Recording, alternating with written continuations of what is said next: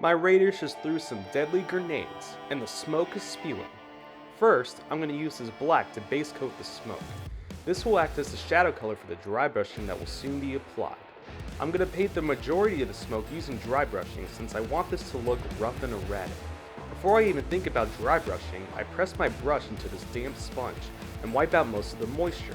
This will help reduce the chalky finish typically seen when using this technique.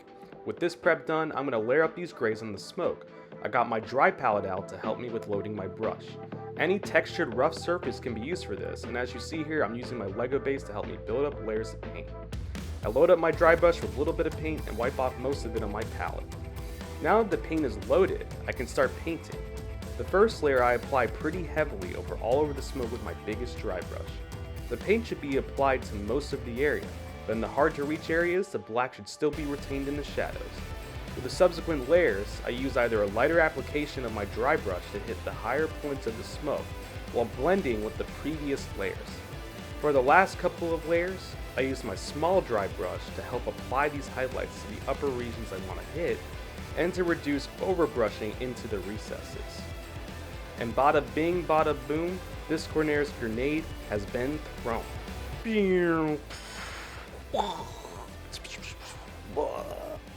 Next up, I'm gonna have this Beastman that I want to show a slightly more complicated application you can do on your smoky bits.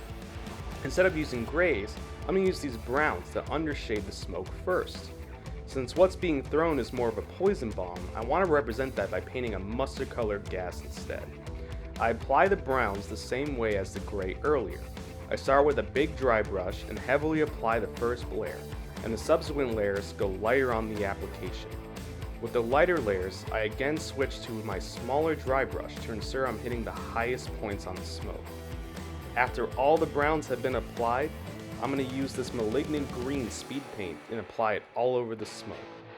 Because this is a speed paint, this will tint the yellow-green over the browns and create a yellowish brown that looks very noxious to look at.